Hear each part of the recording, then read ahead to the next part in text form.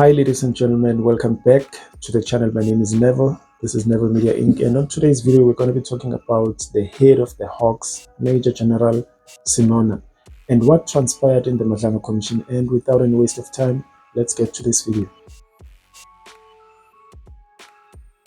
Turns out Major-General Senona is in big trouble. He's in big trouble because there are so many things that have transpired there in the Madlanga Commission, and there are so many things that are putting him in the spotlight, and none of those things are for the right reason. All of those things are for the wrong reason.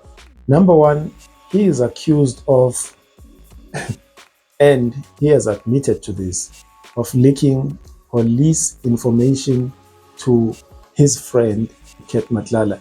And if you have noticed, anyone who has been associated with Ket Matlala, especially in the Madlanga Commission, that person gets to be scrutinized with a fine-tooth comb. And this is what is happening right now with Major-General Senona. And another thing, there's also an issue of the missing or the stolen cocaine that is worth about 200 million.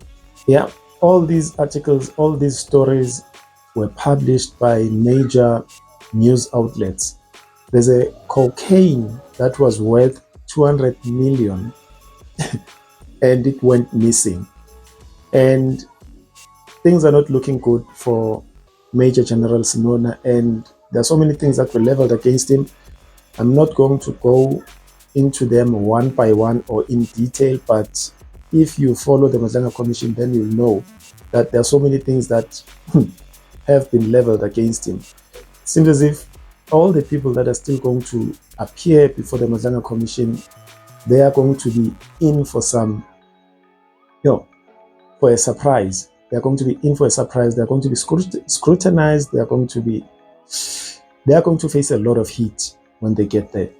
And if you remember very well, there was once a moment where Julius Mkhwanazi, that was a very wild character to ever appear at the Madlanga Commission, because he kept on drinking water and he was sweating, and there's also a list of people who would be subjected to prosecutions after the Madlanga Commission. There's a list that was issued. I'm not going to go into detail about that. All I wanted was to talk about Major-General Senona. And there at the Madlanga Commission, at some point, he did deny withholding information from the Madlanga Commission because he was not transparent enough.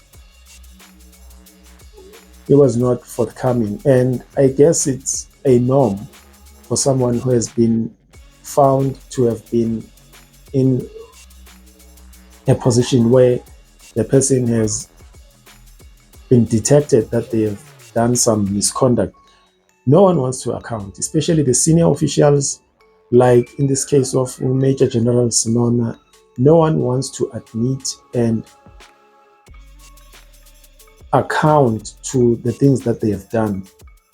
There's also a clip from the SAPS that I'm going to put here of the claims that were made by Major-General Senona concerning his duties, concerning his work, concerning him going to his office. There's some story there.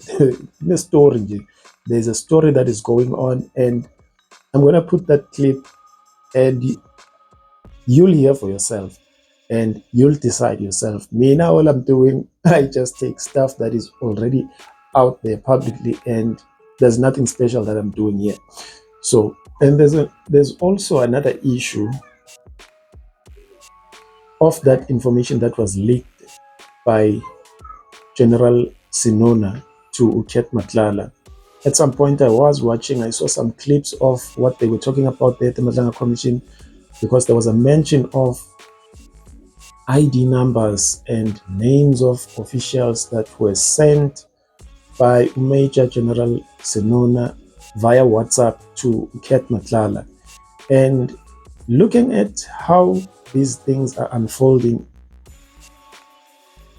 there's no way one would not be grateful for what General Madlanga Commission had done last year on the 6th of July. Because had it not been for him, all these things would still be going on and would be happening right under our noses. And we see all these things unfolding, unfortunately. And it's sad because now they have to account to what they have done. And there are so many things that are yet going to come out of the Madlanga Commission.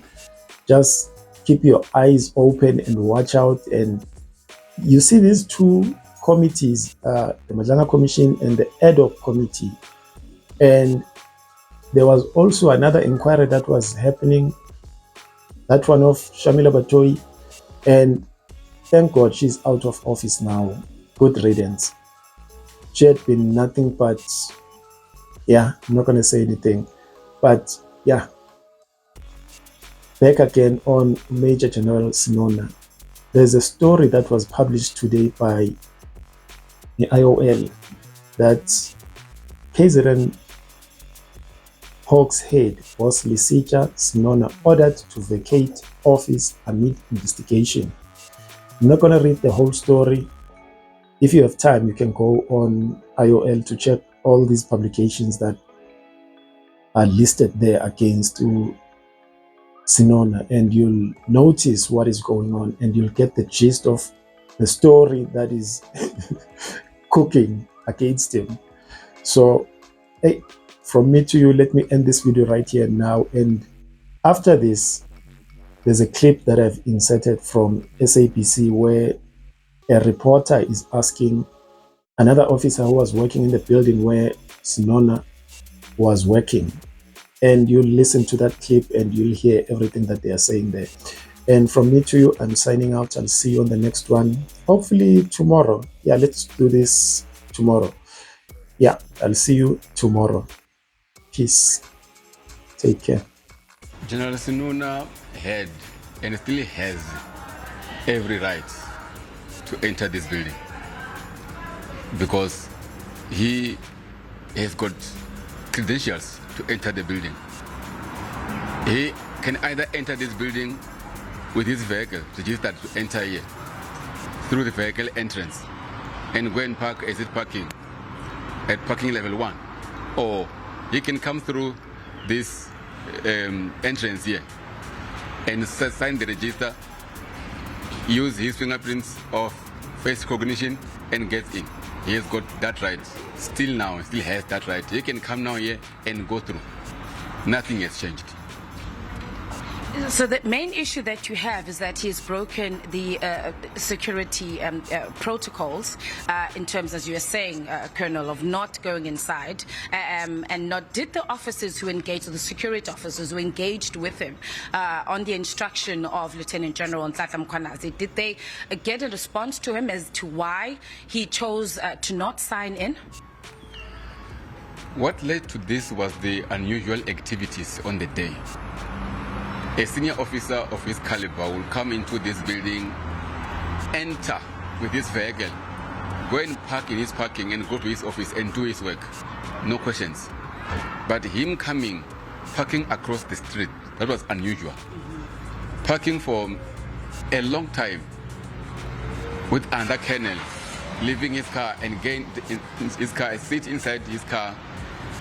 They had what looked like a meeting outside the offices, inside the vehicle, and later on come to the building, entered the building himself with his secretary.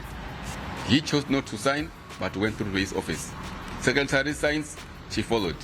The other colonel they were with, who also came in, did not sign but went through. Those raised questions that we don't usually see him over the weekends. If he does, he goes through the entrance with his vehicle. That's unusual.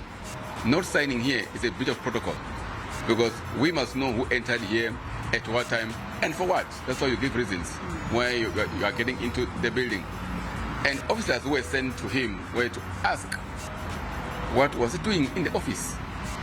And he chose to leave, wanted to leave with the gadgets. That's when he said, no, you are choosing to leave. You can leave, but you leave the gadgets behind. Do you suspect any nefarious plans that he might have been coming in to remove, as you're saying that there was a computer or certain documents that had appeared that he wanted to then remove from the building? Do you believe that he might have come in to remove certain things that he should not have removed? We don't have suspicion that he could have been here for any ulterior motive. But the events leading to him coming in gave us an idea that somebody who a few days ago admitted to having sent police documents to a private individual from his cell phone. What more can he do if he's using computers? We don't know what was in those gadgets that he wanted to take with and the documents he wanted to take with. So because our job is to prevent crime from happening, if you have information that this could happen, why not stop it?